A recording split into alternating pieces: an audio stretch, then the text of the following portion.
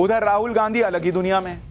जब चुनाव खत्म हो चुका, नतीजे आए, हफ्ता भर बीत गया, तब उनको यह ध्यान आ रहा कि वाराणसी से प्रियंका वाड्रा चुनाव लड़ जाती तो नरेंद्र मोदी को तो 2-3 लाख वोट से हरा देती। अरे बॉस, सवाल यह है कि अगर इतना ही कॉन्फिडेंस था तो प्रियंका वाड्रा को चुनाव लड़ाए क्यों नहीं वाराणसी से? प्रियंका वाड्रा अमेठी रायबरेली से तो चुनाव नहीं लड़ी, जो कि उनका गढ़ था। खुद राहुल गांधी अमेठी से चुनाव लड़ने की हिम्मत नहीं कर पाए, रायबरेली से चुनाव लड़े। अब कह रहे हैं कि बहन प्रियंका वाराणसी से लड़ जाती तो नरेंद्र मोदी को हरा देते। 328 सीट पे कांग्रेस लड़ी इस बार के चुनाव में। 328 में एक सीट बहन प्रियंका को नहीं दे पाए, एक सीट नहीं दे पाए। अब इनको ध्यान आ रहा है कि वाराणसी से प्रियंका लड़ती तो नरेंद्र मोदी को हरा देती। ऐसा लग रहा है जैसे कोई छोटी मोटी नेता है कि ये तो यही हरा देती, इसमें कौन बड़ी बात है। आप राहुल गांधी को सुनिए एक बार। वाराणसी में जान बचा के निकले हैं प्रधानमंत्री, और मैं आपको कहता हूं और बहन से कह रहा हूं, अगर ये लड़ जाती वाराणसी में, अगर ये लड़ गई होती तो आज हिंदुस्तान के प्रधानमंत्री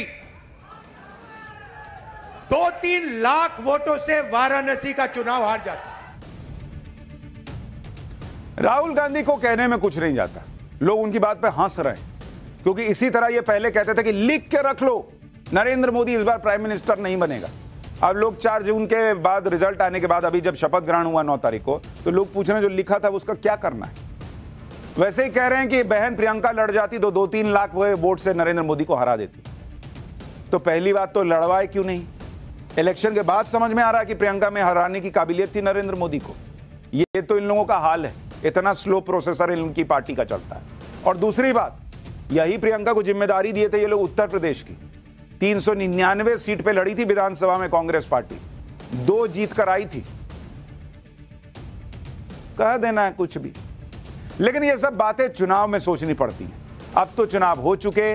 सच ये है कि नरेंद्र मोदी को तीसरी बार भी प्रधानमंत्री बनने से राहुल गांधी और पूरा इंडी गठबंधन मिलकर भी नहीं रोक पाया। खुद इंडी गठबंधन में कांग्रेस ने ऐसा कोई कमाल नहीं कर दिया। 3 चुनाव के बाद भी कांग्रेस 100 सीट नहीं पा रही। लेकिन बातें सुन लीजिए ऐसी कि जैसे चुनाव में इन्होंने 543 जीत लिया। लेकिन नरेंद्र मोदी अब इन सब बातों में नहीं फंसे, ये इसी में फंसे हुए हैं कि हम ये कर देते, हम वो कर देते। नरेंद्र मोदी सरकार बना चुके और पहले से तेज स्पीड में सरकार चलाने के लिए काम कर रहे हैं। आप देखिए कि नरेंद्र मोदी ने अपनी कैबिनेट के तहत आने वाले 30 में से 25 मंत्रालय बीजेपी के कोटे में रखे।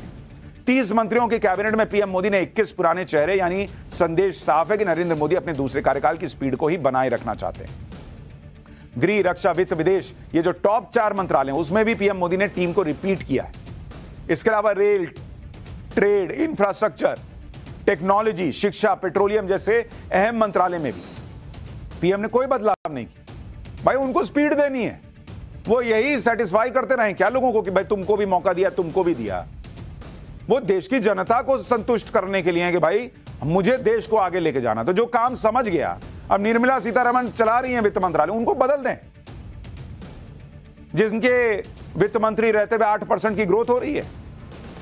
यह सब पीएम मोदी ने इसलिए किया है क्योंकि 10 साल में उन्होंने जो काम करके दिखाया उस काम को उन्हें आगे बढ़ाना है। अगर मंत्रालयों में कोई बड़ा फेरबदल किया जाता तो फिर यह स्पीड ब्रेकर की तरह होता, जो नरेंद्र मोदी कभी नहीं चाहते, क्योंकि उनका मंत्र तो यह है कि तेज स्पीड में काम करना है। जो मंत्रालय उन्होंने बांटे हैं वो बहुत सोच समझ कर बांटे हैं। जैसे आप देखिए कि बिजली, पानी, घर से जुड़े मंत्रालय जो आम लोगों की सीधी जरूरत से जुड़ा है। आप देखिए क्या विजन है नरेंद्र मोदी का। बिजली के लिए ऊर्जा मंत्रालय मनोहर लाल खट्टर को दिया, ग्रामीण विकास मंत्रालय की जिम्मेदारी शिवराज सिंह चौहान को दी, शहरी विकास की जिम्मेदारी मनोहर लाल खट्टर को दी गई, पानी से जुड़े जल शक्ति मंत्रालय का जिम्मा सीआर पाटिल को दिया गया। अब ये तीनों नेता, चाहे वो मनोहर लाल खट्टर हो, शिवराज सिंह चौहान हो या गुजरात के सीआर पाटिल हो, तीनों ने अपने अपने राज्य में नरेंद्र मोदी के विजन पर काम करके दिखाया हुआ है। ऐसे हवा में नहीं इंकी पिंकी पोंकी पो करके नाम निकाल दिया है। मनोहर लाल खट्टर और शिवराज तो पूर्व सीएम रह चुके हैं, बड़ा अनुभव है। सीआर पाटिल गुजरात में नरेंद्र मोदी के भरोसेमंद व्यक्ति रहे और इन तीनों पर पीएम मोदी को भरोसा है कि जो टास्क दूंगा वो तय समय में पूरा करके दिखाएंगे, इसलिए दिया है बॉस इनको जिम्मेदारी। नरेंद्र मोदी ये बात पहले ही क्लियर कर चुके हैं कि उनके लिए सबसे बड़ी जाति तो गरीब, युवा और महिला और किसान है। आप देखिए, कल जब पीएम मोदी ने पद संभालते ही पहली फाइल साइन की तो वो किसानों से जुड़ी हुई थी। किसान सम्मान निधि का पैसा रिलीज कर दिया। कैबिनेट ने जो पहला फैसला लिया वो भी गरीब कल्याण से जुड़ा हुआ था। यानी गरीब, युवा, महिला और किसान कल्याण से जुड़े मंत्रालय भी नरेंद्र मोदी के लिए काफी अहम है। इसलिए अगर आप देखेंगे, इन वर्गों के जुड़े हुए जो मंत्रालय हैं उसमें पीएम मोदी ने अपने भरोसेमंद लोगों को ही सेट किया है। जैसे किसानों के हित से जुड़ा हुआ कृषि और ग्रामीण विकास मंत्रालय, जिसकी जिम्मेदारी नरेंद्र मोदी ने शिवराज सिंह चौहान को दी।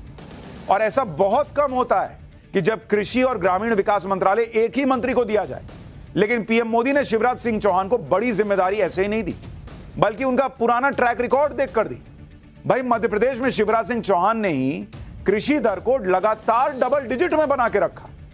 उनके सीएम रहते हुए मध्य प्रदेश में एग्रीकल्चर प्रोडक्शन बढ़ा, फसलों की खरीद बढ़ी, इसलिए उनको दी है जिम्मेदारी। कहना रहा हूं कि ऐसे थोड़े ही जो है बाउल में नाम रखा, निकाला, कृषि मंत्रालय के लिए नाम अब निकाल रहा हूं शिवराज, ओ शिवराज को दे दो। नहीं बॉस, शिवराज सिंह ने परफॉर्म करके दिखाया है। शिवराज सिंह के सामने एक बड़ी चुनौती एमएसपी की होगी। बीजेपी ने अपने मैनिफेस्टो में एमएसपी को टाइम टू टाइम बढ़ाने का वादा किया हुआ है। इसके अलावा किसानों की आय को दोगुना करना, पंजाब हरियाणा में किसान आंदोलन को संभालना, यह सब चुनौती होगी शिवराज सिंह चौहान की। नरेंद्र मोदी के एजेंडे में यूथ और महिला भी है। महिला वोटर पिछले 10 साल से प्रधानमंत्री नरेंद्र मोदी की साइलेंट वोटर के तौर पर बड़ी ताकत रही। अब तीसरे टर्म में नरेंद्र मोदी का टारगेट होगा कि ऐतिहासिक महिला आरक्षण बिल को तीसरे टर्म में लागू करवाया जाए। विकसित भारत के लक्ष्य के लिए महिलाओं को हर तरह से सशक्त बनाना है। 3 करोड़ लखपति दीदी बनाने का टारगेट भी जल्द से जल्द पूरा करना है। सेल्फ हेल्प ग्रुप से 9 करोड़ महिलाओं को आर्थिक तौर पर सशक्त बनाना है। ड्रोन दीदी स्कीम से कृषि में महिलाओं के बेहतर योगदान को बढ़ाने पर जोर होगा।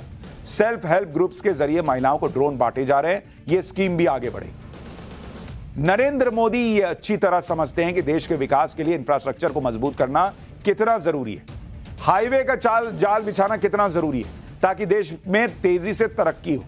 इस काम के लिए पीएम मोदी ने फिर से सीनियर नेता नितिन गडकरी पर भरोसा जताया, जिनको विपक्ष आग लगा रहा था कि अब तो नरेंद्र मोदी की 240 सीटें हो गई, गडकरी जी को पीएम बना देना चाहिए, या नरेंद्र मोदी गडकरी जी का सम्मान नहीं करते, दोनों के बीच खटपट है। कितनी बातें फैलाई गई।